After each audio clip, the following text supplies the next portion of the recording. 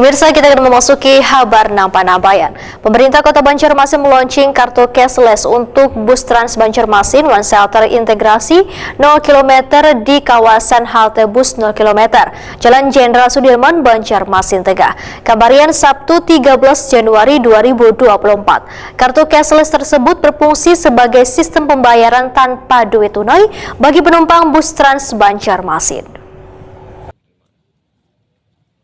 Pemerintah Kota Banjarmasin meluncing kartu cashless untuk bus Trans Banjarmasin One Shelter integrasi 0 km di kawasan halte bus 0 km Jalan Jenderal Sudirman, Banjarmasin Tengah, Kamarian Sabtu 13 Januari 2024. Kartu cashless tersebut berfungsi sebagai sistem pembayaran tanpa duit tunai bagi penumpang bus Trans Banjarmasin.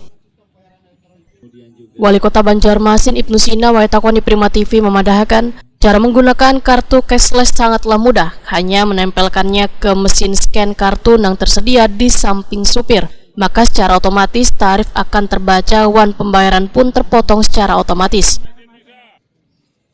Menurut Ibnu Sina, bagi lansia yang menggunakan bus angkutan umum ini akan digratiskan, sedangkan bagi pelajar yang menggunakan angkutan pelajar mendapatkan diskon 50%. Cashless itu untuk kemudahan bertransaksi. Jadi kada perlu lagi kembalian angsuran tuh, ada perlu lagi, tinggal tap gitu aja. Sekali naik ada tarifnya. Untuk yang lansia memang gratis. Untuk yang angkutan pelajar juga itu ada diskon 50%. Kemudian untuk yang angkutan biasa juga tarifnya juga tidak terlalu mahal.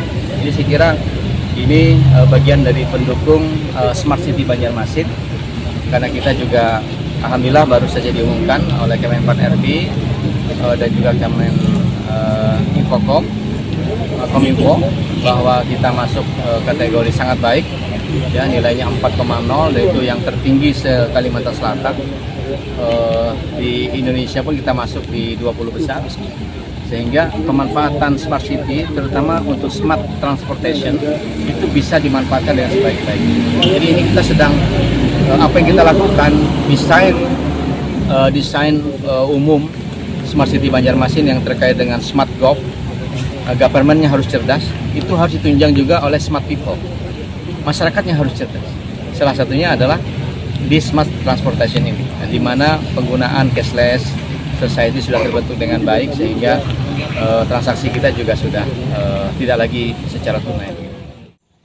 Ibnu Sina memadahkan shelter integrasi 0 km akan menjadi pusat transportasi terintegrasi, baik melalui jalur sungai maupun angkutan darat, karena angkutan umum milik pemerintah kota yang ada di shelter tersebut telah terkoneksi dengan 9 titik koridor. Ya, alhamdulillah kami bersyukur hari ini kita menjadi awal sejarah momentum baru untuk pengembangan transportasi di Banjarmasin dengan diresmikannya kawasan integrasi antar moda, yaitu 0 km transportasi sungai dengan transportasi darat yang bisa menghubungkan berbagai titik di Kota Banjarmasin, bahkan di kawasan Banjarbakula. Ini kami laksanakan bersama-sama dan didukung oleh semua pihak. Tentunya masyarakat pengguna angkutan juga merasa nyaman.